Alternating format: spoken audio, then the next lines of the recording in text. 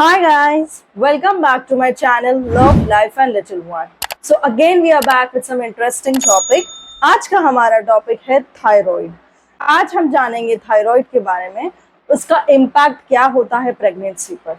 Okay, so let's get started. So guys, सबसे पहले जानते हैं थायराइड होता क्या है। So thyroid is a beautiful butterfly shaped gland situated at this point. ये हमारे विंड पाइप, जिसे हम ट्रैकिया भी कहते हैं, उसके चारों ओर होता है। उसके दो लोब्स होते हैं, एक राइट लोब और एक लेफ्ट लोब होता है। सो थायराइड एक ऐसा ग्लैंड है जो इनडायरेक्टली हमारे सारे बॉडी के हार्मोन्स को कंट्रोल करता है। थायराइड 3 तरह के हार्मोन्स बनाता है। एक तो होता है T3 और एक होता है T4 और एक होता है कैल्सिटोनिन। सो थायराइड की प्रॉब्लम्स इंडिया में 80% लोगों को होती है, चाहे वो मेल हो या फीमेल हो। All are suffering from thyroid issues. On the other hand, जब एक लेडी प्रेग्नेंट होती है, उसकी प्रेगनेंसी की न्यूज़ कंफर्म होती है, उसके बाद भी उसके थायराइड का इम्बैलेंस होना बहुत नॉर्मल है और ये ऑलमोस्ट एवरी अदर लेडी में होता है। मोस्टली इंडिया में हाइपोथायरॉयडिज्म की प्रॉब्लम देखी गई है।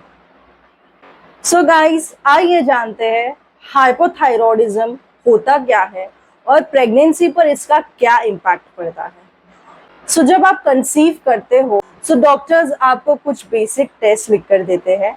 उसमें one of the most basic test है TSH। TSH का फुल फॉर्म है thyroid stimulating hormone. TSH testing से डॉक्टर आपके थायराइड ग्लैंड का पूरा इवैल्यूएशन देख सकते हैं। TSH की वैल्यू से डिसाइड किया जाता है वेदर आपको हाइपोथायरॉयडिज्म है या आपको हाइपरथायरॉयडिज्म है। तो सबसे पहले हम जानते हैं व्हाट इज हाइपोथायरॉयडिज्म। हाइपोथायरॉयडिज्म एक ऐसी कंडीशन है, हाइपो मीन्स कम हो जाना, और हाइपोथायरॉयडिज्म में जो थायराइड ग्लैंड है वो जो 2 तरह के हार्मोन बनाता है, T3 एंड T4, ये दोनों के लेवल बहुत कम हो जाते हैं, बहुत डाउन हो जाते हैं, और TSH लेवल जो होता है वो हाई हो जाता है। सो हमारे ब्रेन में 2 ग्लैंड होते हैं, एक पिट्यूटरी ग्लैंड और एक हाइपोथैलेमस। ये दोनों ग्लैंड जो है TSH प्रोड्यूस करते हैं, जो कंट्रोल करता है थायराइड ग्लैंड को। सो TSH के हाई लेवल होने का रीजन है इन हाइपोथायरॉयडिज्म, क्योंकि जब ब्रेन को फील होता है कि जो थायराइड ग्लैंड है प्रॉपर फंक्शन नहीं कर रहा, T3 और T4 लेवल के लेवल्स बहुत कम हो चुके हैं, तब पिट्यूटरी ग्लैंड को ब्रेन सिग्नल देता है कि वो अपने TSH लेवल को हाई कर दे। सो TSH का लेवल हाई होने का रीजन ये होता है कि T3 और T4 जो हार्मोन्स है वो थायराइड ग्लैंड सफिशिएंट नहीं बना पा रहा है, इसलिए ब्रेन जो है वो सिग्नल देता है पिट्यूटरी को कि अपना TSH लेवल को हाई कर दे, कि वो कंपेंसेट कर पावे पूरी बॉडी के मेटाबॉलिज्म को। थायराइड एक ऐसा ग्लैंड है जो मेटाबॉलिज्म में हेल्प करता है, बॉडी को ग्रोथ में हेल्प करता है, और ऐसे ही बहुत सारे इम्पोर्टेंट फंक्शंस जो होते हैं बॉडी के कैरी आउट करता है।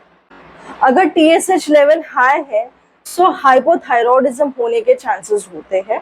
सो ये मोस्ट ऑफ इंडियन प्रेगनेंसी में देखा गया है। मोस्ट कॉमन इंडिया में जो होता है वो हाइपोथायरॉयडिज्म ही है। सो हाइपोथायरॉयडिज्म के कुछ बेसिक सिम्टम्स है, जिसमें आपका वेट गेन हो सकता है, हेयर फॉल हो सकता है, स्किन एक्ने प्रॉब्लम हो सकती है, मेंटल कंफ्यूजन और मेंस्ट्रुअल साइकिल डिस्टर्बेंस एक्सेट्रा जैसी और भी काफ़ी सारे सिम्टम्स हो सकते हैं। एंड इनफैक्ट हाइपोथायरॉयडिज्म इनफर्टिलिटी का सबसे बड़ा रीज़न है। हाइपोथायरॉयडिज्म की वजह से PCOS और PCOD जैसी प्रॉब्लम्स भी फीमेल में होती है। सो आइए जानते हैं प्रेगनेंसी पर थायराइड का क्या इम्पैक्ट होता है। सो गाइस, अगर किसी लेडी को थायराइड की प्रॉब्लम ऑलरेडी है सो इट इज़ बेटर कि प्रेग्नेंट होने से पहले ही थायराइड लेवल को कंट्रोल में किया जाए। सो उसका इम्पैक्ट जो है प्रेगनेंसी पर नहीं होगा। अगर ऑलरेडी थायराइड बैलेंस में है सो बेबी पर भी कोई इम्पैक्ट नहीं पड़ेगा और आपके अबॉर्शन होने के भी चांसेस कम होंगे। बट समटाइम्स अगर कोई लेडी कंसीव करती है सो उसके बाद भी थायराइड का इम्बैलेंस होने के चांसेस होते हैं। सो अगर कोई भी मदर को कंसीव होने के बाद ये पता चलता है कि उसे थायराइड का इश्यू है, सो कोई भी मदर यही सोचती होगी कि क्या मुझे ये एक मेडिसिन लाइफ टाइम खानी पड़ेगी। सो मदर्स आप ये सोचिए, वो एक मेडिसिन खाने की वजह से आपका ऑल बॉडी फंक्शंस, आपका बेबी जो है आपके वुम में और इवन योर मेटाबॉलिज्म अगर कंप्लीट कंट्रोल लेवल में चलता है, सो क्या वो एक गोली इतनी छोटी सी बात नहीं है। So it is very normal thing, एक बहुत छोटी सी बात है वो एक गोली खाना। तो गाइस अभी देखते हैं, अगर मदर का ही थायराइड बैलेंस में ना हो तो उसका ग्रोइंग और फीटस पर क्या इम्पैक्ट पड़ता है। सो पहले के जो स्टार्टिंग के 3 मंथ होते हैं उसमें फीटस जो होता है वो कम्प्लीटली मदर के हार्मोन्स पर ही डिपेंडेंट होता है। वो खुद के हार्मोन्स नहीं बनाता, वो अपने मदर के ही थायराइड हार्मोन्स यूज करता है और यही हार्मोन्स उसके कॉग्निटिव डेवलपमेंट के लिए, स्पाइनल कॉर्ड डेवलपमेंट के लिए और काफ़ी ब्रेन से रिलेटेड जो डेवलपमेंट होते हैं उसमें हेल्प करते हैं। सो अगर मदर के ही हार्मोन अगर इम्बैलेंस हो तो फिर बेबी पर तो उसका काफ़ी इम्पैक्ट पड़ेगा। सो अगर प्रेग्नेंट होने पर आप मेडिसिन ना लो प्रॉपरली, सो जो बेबीज होते हैं उनमें मेंटल रिटार्डेशन और क्रेटिनिज्म जैसी बीमारियां देखी गई है। बच्चे का वेट ड्यूरिंग डिलीवरी काफ़ी कम होता है। मदर्स में हाई बीपी होने के चांसेस होते हैं जिसके वजह से मदर्स को सिजेरियन ऑप्शन लेना पड़ता है। And one more thing and most important factor guys, अगर एक बार थायराइड का स्टेटस इम्बैलेंस हो जाता है सो आपको थायराइड की मेडिसिन खानी होती है।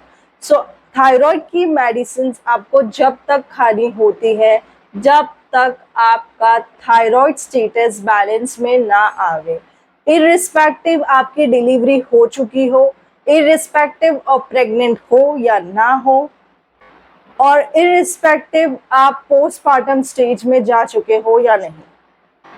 सो थायराइड को लेवल में लाना, कंट्रोल में लाना बहुत इम्पॉर्टेंट है ताकि हमारा मेटाबॉलिज्म बॉडी का नॉर्मल वे में हो।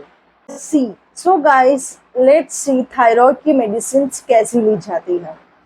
सो थायराइड की मेडिसिन डॉक्टर्स हमेशा एम्प्टी स्टमक लेना ही प्रेस्क्राइब करते हैं। डॉक्टर इसे खाली पेट खाना इसलिए एडवाइस करते हैं क्योंकि अगर थायराइड की मेडिसिन के साथ किसी और मेडिसिन या फूड को कंज्यूम किया जावे तो थायराइड की मेडिसिन का अब्जॉर्प्शन रेट लो हो जाता है, इसलिए थायराइड को बैलेंस करने में फिर प्रॉब्लम आ जाएगी, इसलिए डॉक्टर इसे खाली पेट लेने की एडवाइस करते हैं। प्रेगनेंसी में थायराइड को बैलेंस में लाना बहुत इम्पॉर्टेंट है बिकॉज अगर ये बैलेंस में ना हो सो बेबी को भी थायराइड हार्मोन्स बैलेंस में नहीं मिलेंगे और अल्टीमेटली ये बेबी के ग्रोथ और डेवलपमेंट को इफेक्ट करेगा। सो थायराइड की प्रॉब्लम होना भी कोई हैक्टिक वाली बात नहीं है। एक मेडिसिन से भी आप आपका ओवरऑल थायराइड के ग्लैंड को कंट्रोल कर सकते हो, लेकिन इट इज़ बेटर कि आप प्रॉपरली बिना भूले इन मेडिसिन को लो। अगर आप प्रेग्नेंट हो तो स्पेशली आपको थायराइड की मेडिसिन के लिए एक शेड्यूल बनाना ही पड़ेगा क्योंकि ये आपके अनबॉर्न चाइल्ड को बहुत इफेक्ट कर सकती है, मे बी आपके इनफर्टिलिटी का भी रीज़न बन सकती है। सो अगर आपको प्रेगनेंसी प्लान करना है तो पहले आप आपके टेस्ट करवाइए, देखिए वेदर आपको थायराइड है या नहीं, इन्हें पहले बैलेंस में लाइए, इनके लेवल्स को कंट्रोल कीजिए और फिर आप प्रेगनेंसी प्लान कीजिए। सो गाइज आज हमने जाना कि थायराइड होता क्या है, थायराइड के सिम्टम्स क्या होते हैं, थायराइड का प्रेगनेंसी पर क्या इम्पैक्ट पड़ता है और इनकी मेडिसिन्स किस तरीके से आपको खानी चाहिए। सो गाइज, आज के लिए बस इतना ही। मिलते हैं नेक्स्ट वीडियो में कोई इंटरेस्टिंग टॉपिक के साथ। Stay tune for our next video. अगर वीडियो अच्छी लगी है तो इसे लाइक, सब्सक्राइब और शेयर जरूर कीजिएगा। कमेंट सेक्शन में हमें जरूर बताइएगा कि अगर आपको भी प्रेगनेंसी में थायराइड हुआ या नहीं था। आपका एक्सपीरियंस जरूर शेयर कीजिएगा। So for now, this is Anjum Patel signing off.